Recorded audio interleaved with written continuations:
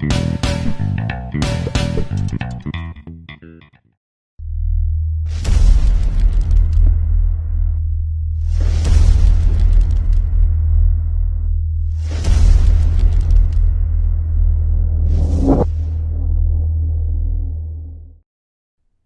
nerds, welcome back to Supergirl, Theories and Conspiracies.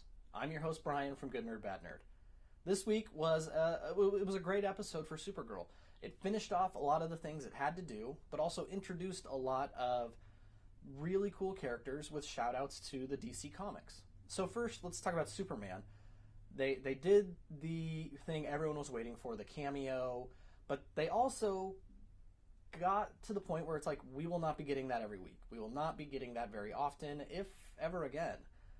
This episode is very clear that this is the last time you're going to have it. People who are waiting for Superman to show up in the show, that's not this show.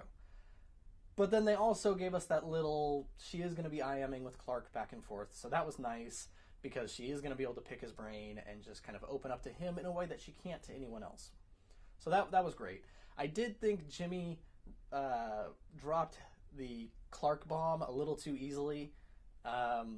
I don't think he would have revealed Clark's identity like that, and I think that was just the writers having fun, and they wanted to do that for a later on down the line storyline when we do get the Toyman in that regard. So we will see what comes of that, but I thought Jimmy dropped that a little easily. Next, Cyborg Superman. I guarantee you by the end of season 1, we will see Hank Henshaw make some sort of transition to the villainous character that we know him in the comics. So be on the lookout for what that is, what hints we're seeing. It almost feels like he is training Kara, or maybe trying to figure out exactly what she can do in order to subdue her more thoroughly and possibly to take out Superman. It's hard to tell, but we will be seeing something from him by the end of the season, because otherwise they're teasing him way too soon. Next, Maxwell Lord. He is manipulating everything. He's manipulating Kara. He's manipulating the media. After last week, when we got that little tease of him saying, we don't want a superpowered person in our city because look what's happened to Metropolis, you take that and then you see him say, oh, Superman saved me, when clearly it was Supergirl. So he is manipulating the situation, so it'll be interesting to see what comes of that. Now, it's also worth pointing out that train he was working on, he wants to call it the Blue Streak. Now, this is a reference to a speedster in the DC universe who is a part of the Flash family. We're not going to see him. The odds of seeing the Flash at all or anything like that in this are very slim, despite those publicity shots they did early on. You're just not going to see that kind of network crossing unless one show gets canceled and then they go on Arrow, like Constantine did. But that's not going to happen. So Blue Streak was the speedster by the name of Max Mercury. He had a bunch of different names, but he was a speedster, and that's just a little shout out to him.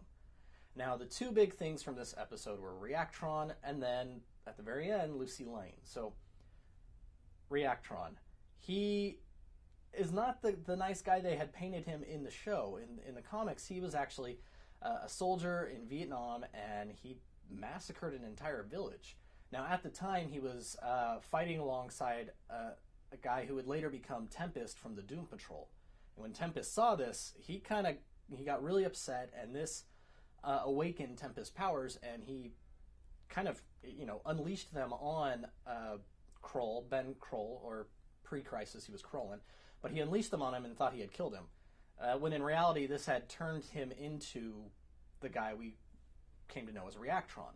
Now, he has a very complicated history with Supergirl, to the point where when New Krypton was founded, he went with Metallo to the planet to destroy it. And while there, he murdered Kara's dad, and then after some damage happened to his suit and he overloaded, he blew up the planet, at which time it also killed his mom. Because you got to remember, his parents survived Krypton, they escaped, and they were in the bottle city of Kandor, and that's what set up New Krypton.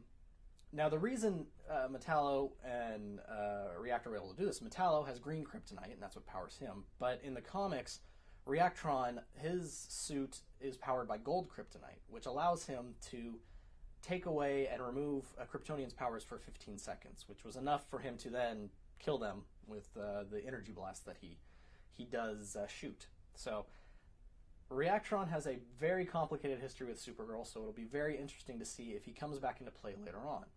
You know, maybe Maxwell Lord will see how well he did against Supergirl, and later on bring him out in kind of a if Maxwell Lord puts together a team of villains. So that's Reactron. Lucy Lane. The little we got is pretty spot on. She's Lois's little sister.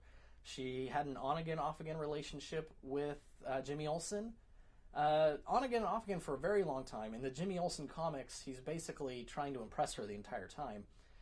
It was on-again, off-again until she starts dating Daily Planet staffer and writer Ron Troop. Ron has made his appearance on TV before in various forms, in animated series and things like that. But in season 1 of Flash, the newspaper article that talks about Barry's dad killing his wife, that's actually written by Ron. So he has a presence on the CW as well. I don't know.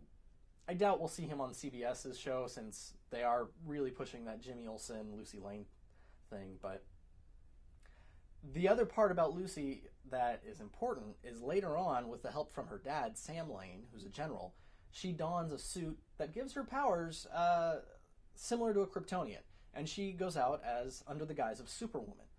Now, everyone thinks she's another Kryptonian, and nobody knows who she is, until she actually gets in a fight with Reactron. See? It's all connected. In their fight, it's discovered she's not Kryptonian because her powers don't go away. Remember, his gold kryptonite power core lets him take away Kryptonian powers for 15 seconds. Well, when that doesn't happen, everyone's like, okay, she's not Kryptonian, she's something else. Well, in a fight with Supergirl, it's revealed she's Lucy Lane, but she actually dies during a fight with Supergirl because her containment suit is broken and it goes out of control and it contorts her body and I think essentially crushes her. So another character with a very complicated history with Supergirl. There was a lot going on, and these characters have such a complicated and connected history that it's going to be really interesting to see what from the comic they use and what they don't. But that's all I got from this episode. What did you guys think? What are you looking forward to in episode 4? And what do you think of the show so far overall? I think I'm digging it. Kat Grant, this last episode was amazing and hilarious with the bulletproof coffee, and she's like losing it.